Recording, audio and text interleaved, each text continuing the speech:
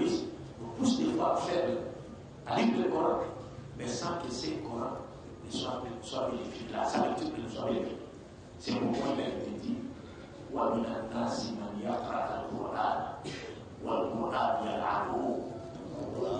Il y a des gens qui lisent le Coran, mais le Coran les maudissent. Alors que le Coran n'est pas fait pour dire وَنُنَزِّلُ مِنَ الْقُرْآنِ مَا هُوَ شِفَاءٌ وَرَحْمَةٌ لِلْمُؤْمِنِينَ وَلَا يَزِيدُ الظَّالِمِينَ إِلَّا خَسَارًا. الظالمين الذين يقرؤون القرآن لا يستفيد من قراءة القرآن. Donc il lit le Coran, il dit pas ouvrir le Coran. C'est-à-dire qu'il se comprend d'une manière, c'est en contradiction flagrante avec les enseignements du Coran. Donc, il nous est recommandé de prier, il nous est recommandé de faire les adhkar, les dhikr, il nous est recommandé de faire les salat al-nabi, il nous est recommandé de faire la sunna. Mais si nous faisons la salat al-nabi, et puis nous faisons des choses qui sont contraires aux recommandations du prophète, à quoi nous servira cette phrase? Parce que le prophète a dit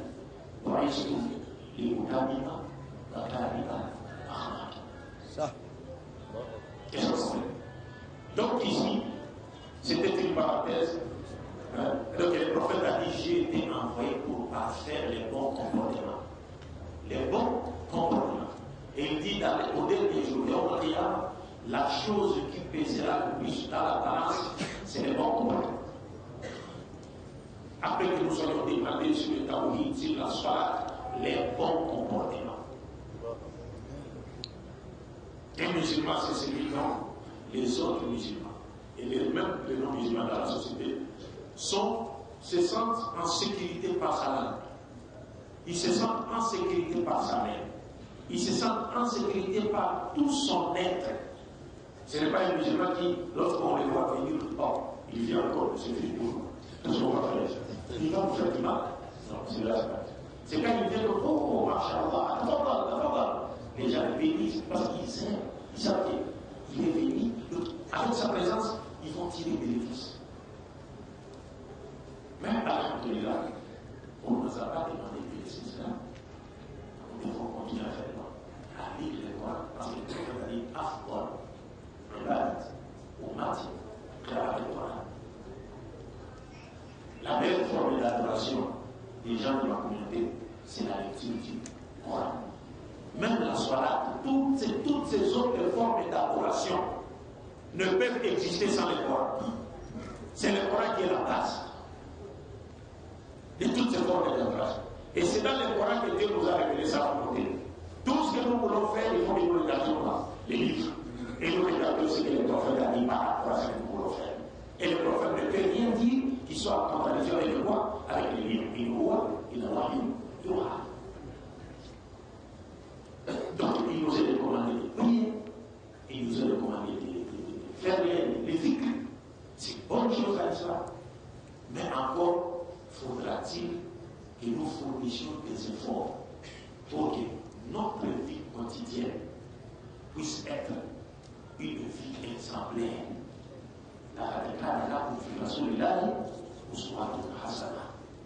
Les prophètes ont fait convertir les gens à son comportement.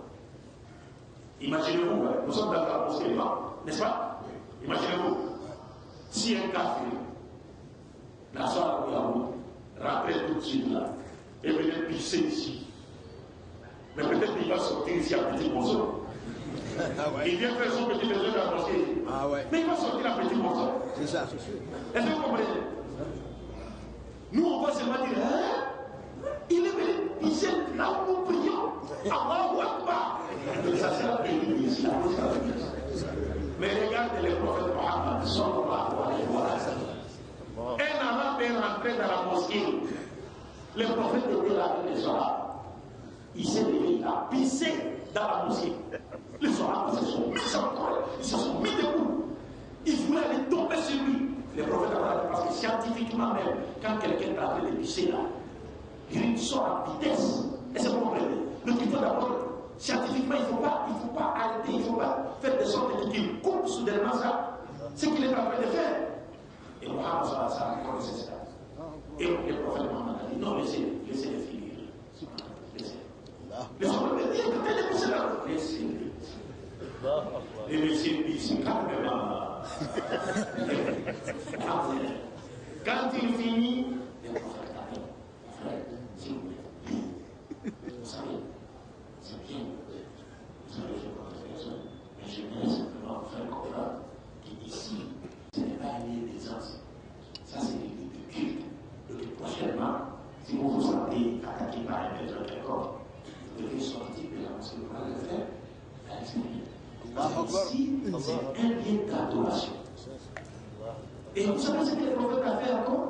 C'est-à-dire, au lieu de demander au Messie de verser lui-même l'eau et de nettoyer la place où il a pissé, il demande aux Sahaba qui n'ont pas pissé là-bas d'aller nettoyer. C'est-à-dire ici, l'imam même ici, l'imam, notre imam ici.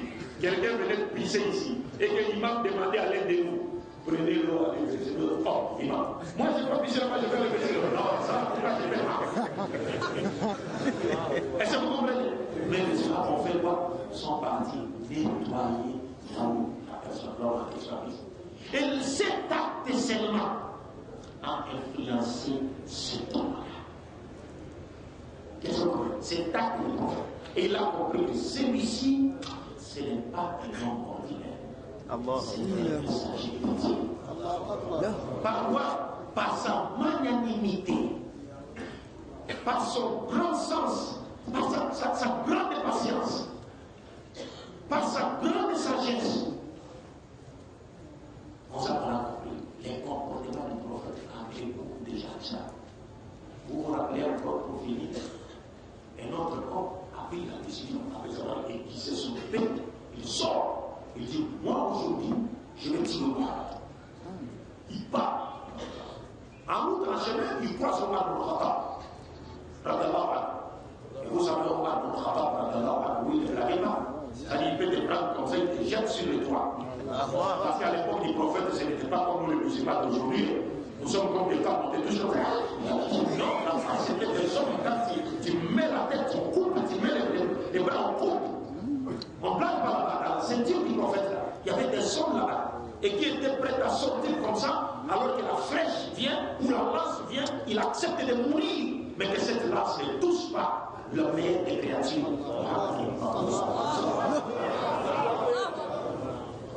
Est-ce que vous comprenez? Alors le Messie avance, il raconte Omar ibn Khattab. Omar ibn Khattab lui-même. Il est tout à fait suspect. Parce que nous sommes à midi ici, c'est nous qui faisons la messe. Mais vous allez comme ça. Et il dit, non, je vais aller tuer Omar.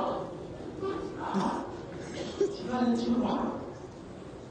C'est-à-dire, Omar ibn Khattab, Ali ibn Abi Talib, tous ces sahaba-là, ils n'avaient pas besoin d'aller chez un maître de judo, dans un dojo pour apprendre le sport. C'est-à-dire, Dieu leur avait appris les sports. Ils sont nés sportifs. C'est-à-dire, il a pris ce monsieur Katakouruma pas. Dès que j'ai dit, il est tombé avec lui à terre, l'a mobilisé. Et puis, il a ligoté les missiles. L'a amené chez le prophète. En rentrant chez le prophète l'a vu. Il dit à moi, c'est quoi? Oh non, ce monsieur, il venait pour te dire, délie-les d'abord, enlève d'abord les cordes là. Délie-les, enlève-lui les cordes là.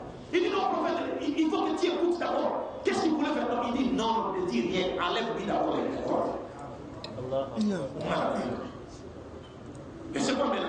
Non, non, je l'ai rencontré en sous d'écoute. Il venait avec une épée aiguisée, et puis il disait que non, il venait, c'est pour des tuer. Le prophète est dans la maison. Ouais, il écoute tout pas. Il a confiance en Omar ibn Khattab. Mais il demande d'abord à la personne elle-même. Et c'est vrai. La personne dit oui, c'est vrai. Allez bon, si c'est vrai, mais vous savez là où vous êtes pour le moment, vous ne pourrez rien faire. Non seulement j'ai la protection de Dieu, mais tous les hommes qui sont autour de moi ici, là c'est trop pas qu'ils puissent mettre la main sur moi. Alors l'homme dit, bon, si je ne peux pas te tuer maintenant, moi je rentre. Le prophète a dit, pourquoi vous n'embrassez pas l'islam? Il dit, non, moi je ne peux pas embrasser l'islam. Il dit, mais non, moi je ne peux pas embrasser l'islam. Et là, maintenant, quand il a refusé, tous les sahabas étaient devenus rouges. Chacun attendait seulement un ordre pour dégainer son épée et renvoyer ce messieurs à dans le là, sans visa, sans billet. Tout le monde était là, il tremblait, les soldats tremblaient. Mais le prophète lui a dit, il dit, mon sabbat, comme tu ne peux pas embrasser ça, tu peux partir. Là, il crame, il dit. Ça. Quand tu vas y aller, à la route, il a la raille. Le prophète a dit, vas-y, fais le cas. Tu peux disposer. Il est sorti. Il est parti. Arrivé dans un coin. La conscience qui est l'aide naturelle que Dieu a mise dans l'homme pour lui permettre de discriminer entre la vérité et le mensonge, le bien et le mal, a fait son travail dans sa tête. Le monsieur a dit, non, ce monsieur est un homme extraordinaire. Je venais avec l'intention de le tuer. Son disciple me prend, il me frappe, il me ligote. Il m'amène chez lui.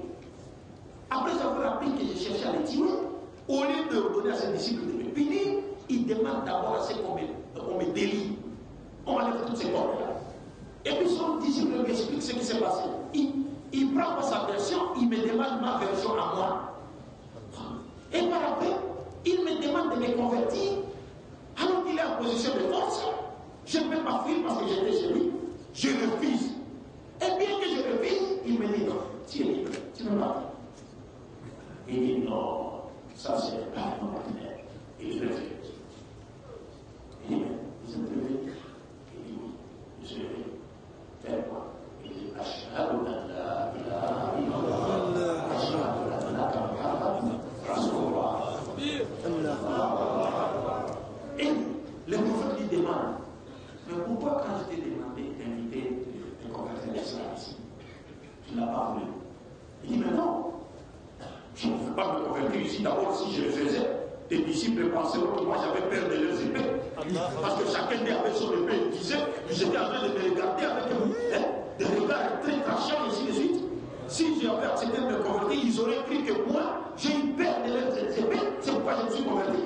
Mais si je suis revenu me convertir, parce qu'en son temps, j'ai réfléchi sur ta manière de te comporter, en face que je me suis dit, non, tu n'es pas un homme ordinaire, tu dois être un messager de Dieu. C'est pourquoi je suis venu faire ça. Voyez, le prophète Mohammed a appelé les gens à l'islam. Aujourd'hui, mes chers frères, nous, que vous voyez aujourd'hui, mon frère, et vous tous, si nous nous sommes lancés dans cette voie de faire connaître l'islam aux musulmans et péché pour créer une ceinture de sécurité, parce qu'il y a des gens qui nous attaquent. Mais en réalité, nous n'avons même pas besoin de connaissances bibliques. Il suffirait seulement que nous connaissions notre religion, que nous vivions notre religion, pour que Dieu puisse être avec nos langues, qu'à chaque fois que nous dirons une seule phrase du Coran ou de la Sunna, aussitôt la personne est touchée dans son fond intérieur, elle se convertit en ça. Chez moi, à l'RDC, toutes les mosquées qui ont été construites par l'Ouest africain. Des Maliens, des Sénégalais, des Gambiens.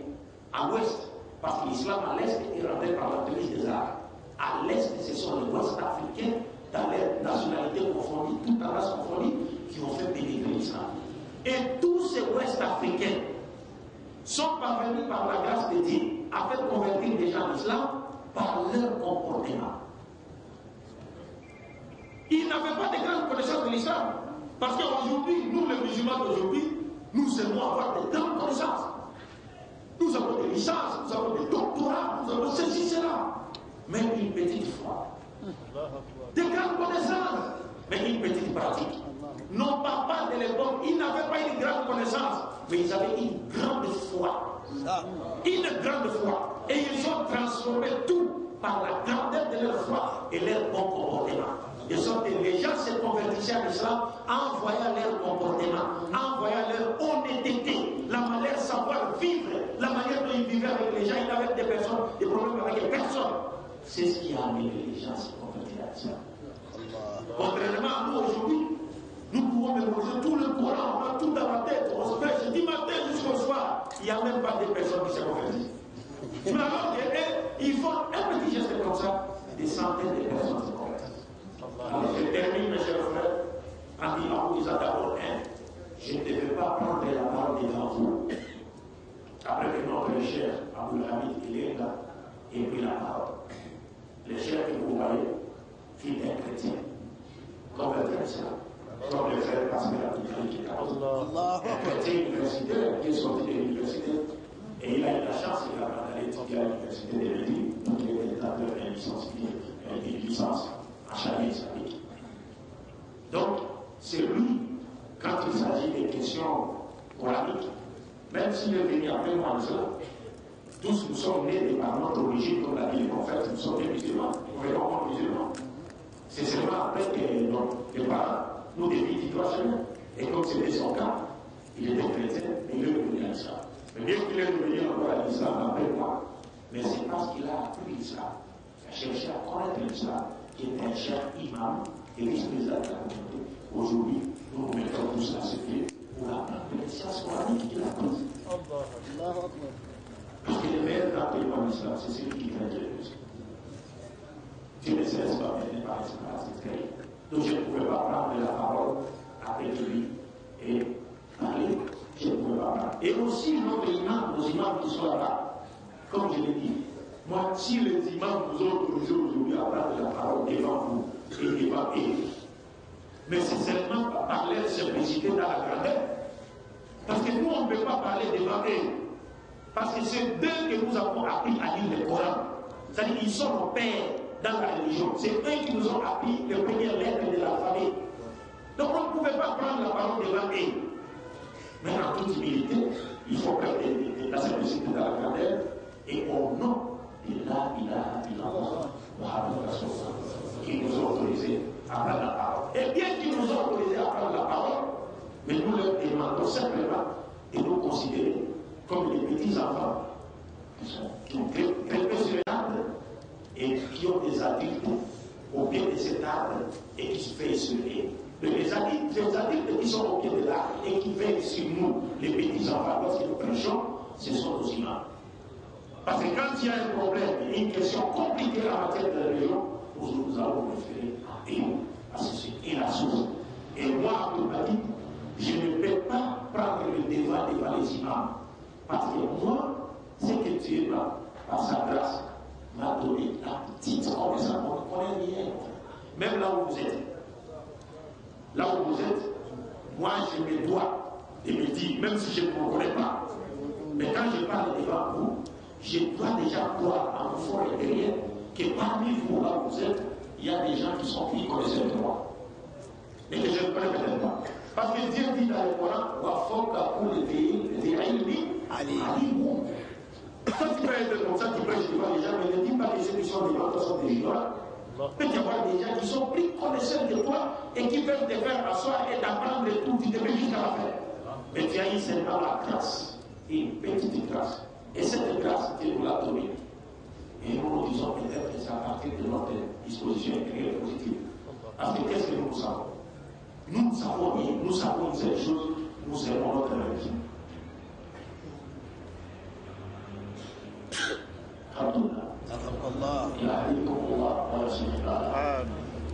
Donc nous aimons, c'est que la chose que nous connaissons, c'est que nous aimons notre religion. Nous fournissons des efforts pour mettre en pratique notre religion dans les limites de notre capacité ou notre capacité. Et nous sommes prêts à aller prêcher notre religion et à la défendre où que ce soit et quand que ce soit dans la limite de notre connaissance. Donc je termine en disant, chers frères, vous devez savoir que l'islam est en train de traverser une époque, l'époque la plus dangereuse de son histoire. Et dans cette époque-ci, il n'est pas permis à un musulman de demeurer ignorant par rapport à sa religion. Nous vivons une époque où chacun de nous doit chercher à connaître d'abord l'islam, deux, à vivre les valeurs spirituelles et morales de l'islam dans sa vie quotidienne, trois, savoir transmettre les messages de l'islam pour que l'humanité ne trouve pas de réflexions dans le dernier jour. Vous savez, par exemple, s'il y a des chrétiens à côté de lui qui disent Jésus est Dieu ou Jésus est fils de Dieu, si vous ne leur dites pas que cela est faux, mais c'est vous qui serez bénis à leur place. Parce que Dieu ne bénit pas les peuples de sa vie, on va envoyer des messagers. Mais quand on leur dit cela, s'ils refusent de croire, c'est leur problème. Rasulullah mubashirin wa mundhirin ila la yakuna linnasi ala Allahi hujjatun ba'da rasul. S'ils refusent, c'est leur problème. Donc toi, nous devons transmettre les messages, nous devons savoir transmettre les messages de l'islam. 4. Et enfin, nous devons apprendre à défendre l'islam. Où que ce soit et quand que ce soit. Même dans les institutions. Aujourd'hui, nous avons besoin des musulmans qui posséderont 2 sciences. Les sciences islamiques et les sciences modernes. Pour que, dans l'avenir, les gens ne se retrouvent pas quelque part dans les parlements au Sénat en train de prendre des décisions à l'absence des musulmans. Est-ce que vous comprenez? Il faut qu'il y ait des musulmans. S'il y a des décisions qui vont à l'encontre des intérêts des musulmans, le musulman prend la parole, il fait ça, il présente sa motion en disant non, c'est là contre notre communauté, nous sommes dans un pays laïque, qu'est-ce que je suis? Est-ce que vous comprenez? Il faut sortir de cette marginalisation et nous devons être animés pour la siècle-ci du souci de promouvoir une nouvelle génération de connaisseurs des prédicateurs musulmans, comme je l'ai dit, qui vont posséder et nous donner la main des sciences. Les sciences islamiques et les sciences modernes, car l'islam, la communauté musulmane est comme un oiseau qui ne peut voler qu'avec ses 2 ailes. L'oiseau ne peut pas voler avec ses ailes, mais 2 ailes. Donc nous avons le monde et nous avons le dunya. Et il va le dunya,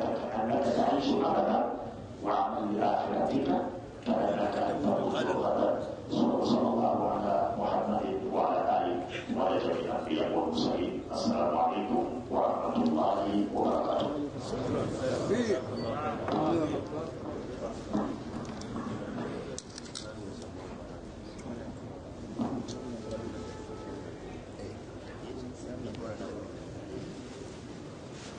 السلام عليكم ورحمة الله وبركاته. الحمد لله. لو شاء المدين بالخير تعاون نسألنا النبي صلى الله عليه وسلم غير بوري غير تبكي فامنا بولا وشيخا توصلا نسبيزا للرقم نجمع كان معنا كان بوزني كيمسا كان بوزراما لما كاشفيرا غير تبنا كابوسا فو دزامي كبارا كان بوم كوميونتي تجاريا لمين تي أفريقيا الوسكالي يأتي سالفي كي مصنع سوفا يا شيخ منصور سي بالسنغال يا تجاري على توصلا ما كان رام زينسي بوت مندي من الغنى كارا من الموارد الدوري من يافا من يوسا تبارا هو الشيخ بدأ نو هذه تاسن ناجسي نسارو عناوا نتين زينا يقول دين تونتنا بكم تجاري بأفريقيا الوسكالي mam shekara na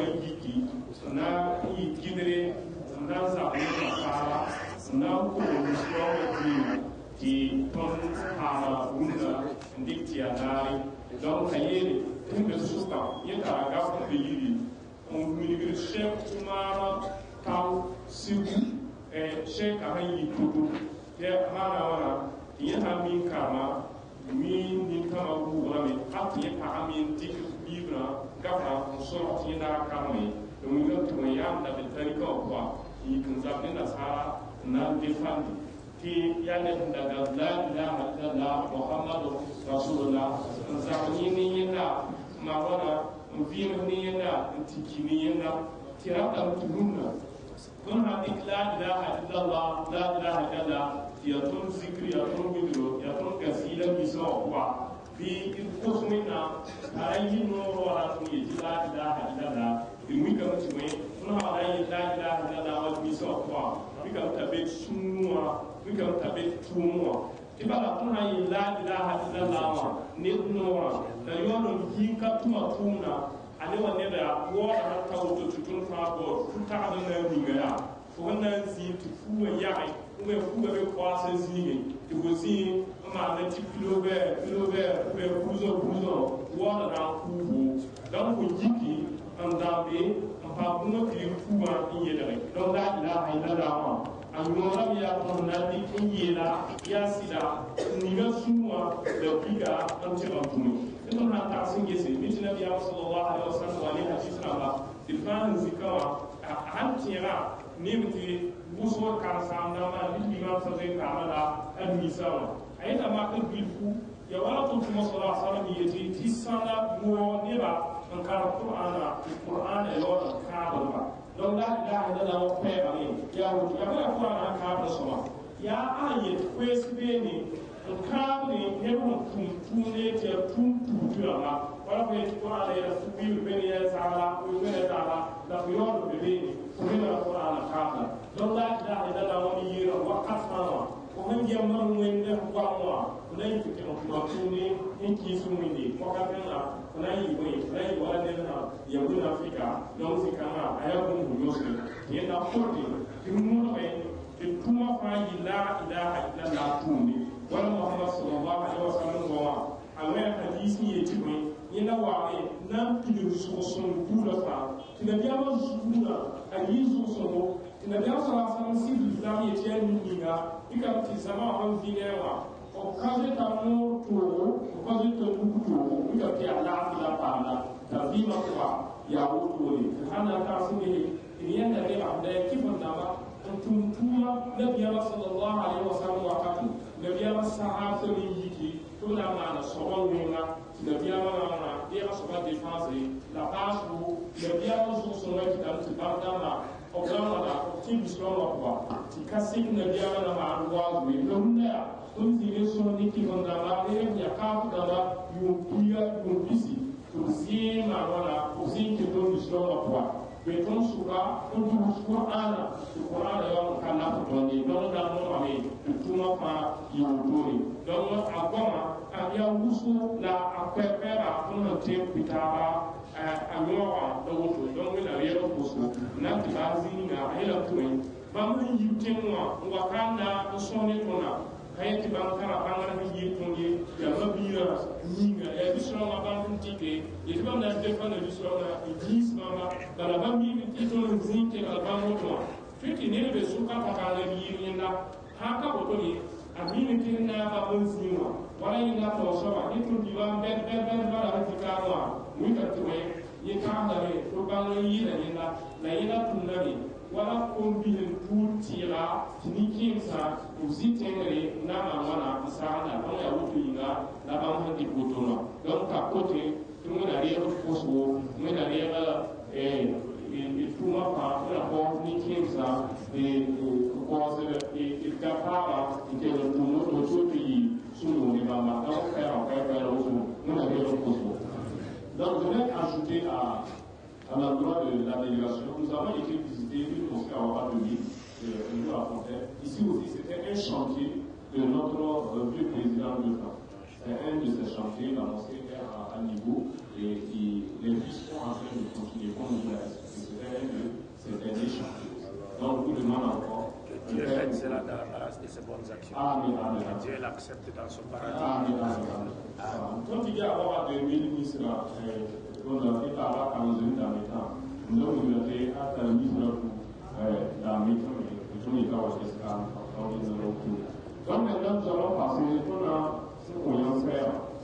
Tiens, à nous tous, c'est qui nous pousser, la tombe était en son, et qui n'est pas au poussou dans la porte. Inch'Allah, on a un poussant, alhamdulillah, na cause la date optimale de ça, et ça va produire et le dire à l'avancement.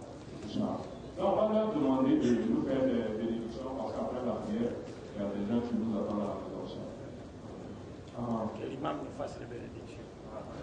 Et l'imam, Goya, tu vas sur la tête au moment.